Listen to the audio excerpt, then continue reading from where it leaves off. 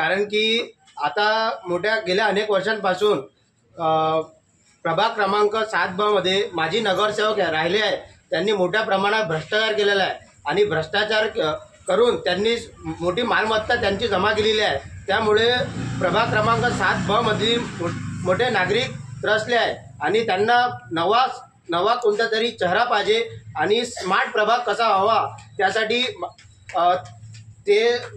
त्यासाठी त्यांचा प्रयत्न आहे की नवा चेहरा या प्रभाग क्रमांक 7 मध्ये यावा आणि त्यांचं मत हे नवीन उमेदवाराला मिळावं. आपण डोर टू डोर प्रचार करीत आहे, काय जनतेचा काय प्रतिसाद येत आहे आपल्याला? जनतेचं मत आहे की जो महिलांची सुरक्षा, जो पक्ष लाडक्या बहिणींची सुरक्षा, जो पक्ष शेतकऱ्यांची सुरक्षा, जो पक्ष जनसामान्यासाठी, जो पक्ष प्रभागाच्या विकासासाठी, जो पक्ष शहराच्या हितासाठी काम करेल तोच उमेदवार आपण निवडून देऊ अशी जनतेची प्रतिक्रिया आहे. आपल्याला जर समजा जनतेने आपल्याला निवडून दिल्यानंतर पुढील वार्डासाठी आणि गावाच्या विकासासाठी कुठली भूमिका आपली राहणार आहे याबद्दल काय मत आहे? अगोदर तर मी माझं एक केंद्र तयार करेल जेणेकरून जनता दरबार त्या ठिकाणी त्या ठिकाणी मी तयार करणार आणि जे जनसामान्याच्या ज्या समस्या आहे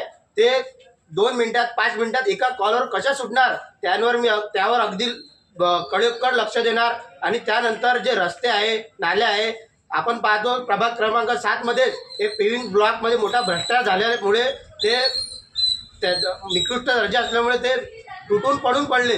म्हणून त्याच्यावर मी लक्ष देणार. आणि सर्वात विशेष म्हणजे घरकुलसाठी PR कार्ड महत्त्वाचं आहे. त्यामुळे PR कार्डसाठी सरकार मजबूत असल्यामुळे नक्कीच ते काम पूर्ण होणार आणि कुठल्याही प्रकारचा भेद भावना आणि कुठल्याही प्रकारचं जातीभातीचं राजकारण न करता मी सर्वांसाठी या जर आपण निवडून दिलं तर काम करणार. आपण नगरसेवक करता उमेदवार म्हणून अर्ज दाखल केला आहे. नगराध्यक्षासाठी कांताबाई अहिर सुद्धा आहे. जनतेचा काय प्रतिसाद आहे आणि या प्रत्येक वार्डामध्ये ते भेटी देत आहे याबद्दल काय मत आहे आपलं? राज्याचे मुख्यमंत्री माननीय श्री देवेंद्रजी फडणवीस साहेब आणि आमचे लाडके पालकमंत्री चंद्रशेखरजी बावनकुळे साहेब, अचलपूर मतदारसंघाचे लोकप्रिय आमदार माननीय श्री प्रवीणभाऊ तायडे हे सत्तेमध्ये आहेत आणि मोठ्या मजबूत सत्ता आहे. आणि सरकार मजबूत असल्यामुळे जनतेचा कौल आहे की सत्तावर आहे, खाली पण आहे. आणि शहरात जर आपण भारतीय जनता पार्टीची सत्ता आणली तर नक्कीच आपण मोठ्या प्रमाणात या शहराचा विकास करू शकतो. त्यामुळे जनतेचा सुद्धा कौल आहे, जनतेची सुद्धा प्रतिक्रिया आहे की जो उमेदवार आपल्या शहराचा सर्वांगीण विकास करेल त्यालाच आपण निवडून देणार अशी जनतेची प्रतिक्रिया आहे. आज चांदूर बाजारमध्ये बघता तर 2 ते 3 दिवसाआड पिण्याचा पाण्याचा खूप मोठा प्रश्न आहे. याकरता काय आपण पुढील निवडून आल्यानंतर काय भूमिका घेणार? खासदार अनिल बोंडे आणि राज्यसभा खासदार मान्य डॉक्टर अनिल बोंडे साहेब आणि भारतीय जनता पार्टीच्या प्रयत्नाने गेल्या काही 2 वर्षा अगोदर पाणी पुरवठ्याकरिता मोठ्या प्रमाणात 20 ते 21 कोटीची निधी मंजूर झाली होती. MGPच्या माध्यमातून ते काम युद्ध पातळीवर सुरू आहे आणि पाणी पुरवठा थेट रोज कसा मिळेल जनतेपर्यंत त्यासाठी भारतीय जनता पार्टी प्रयत्न करणार आहे. आपल्या पूर्ण एकंदर सीटा मोठ्या प्रमाणात आहे. काय वाटते, पूर्ण सीटा निवडून येणार? काय वाटते, दुसरा पक्ष निवडून येणार? काय याबद्दल काय मत आहे? नक्कीच सरकार मजबूत आहे. आमच्या जेवढे उमेदवार आहेत ते नक्की निवडून येणार. कारण की सरकार मजबूत असल्यामुळे आमचा पक्षही चांगल्या पद्धतीने आम्हाला मार्गदर्शन करत आहे. कसा प्रचार करावा, अगदी प्रचाराकरिता मतदारांपर्यंत कसं पोहोचायचं, प्रत्येक बूथ प्रमुख या कार्यामध्ये झटलेला आहे. त्यामुळे नक्कीच आमच्या सर्व उमेदवार निवडून येणार.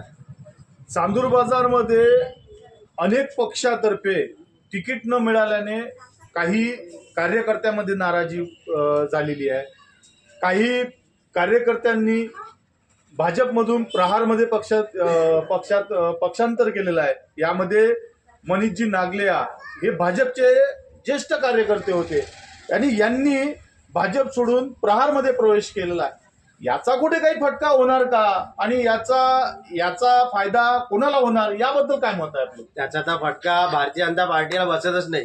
कारण की मोठी लाट भारतीय जनता पार्टीची आपण पाहतो की बिहारमध्ये सुद्धा होती. आता निवडणूक झाली, 15 दिवस झाले, ते लाट ते सतत सुरू राहणार. ते शहरात तुम्हाला पाहायला मिळेल. कोण कुठे जाणार, कोण कुठं गेलं त्याचा काही फरक पडणार नाही. आणि ते भारतीय जनता पार्टीचे होतेच नाही ते. आणि मला असं वाटते की कुठल्याच प्रकारचा फरक आपलं सिटी न्यूज मध्ये स्वागत आहे. आज नगर परिषद सार्वत्रिक निवडणुकीला सुरुवात झालेली आहे. कसं बघता याला आपण?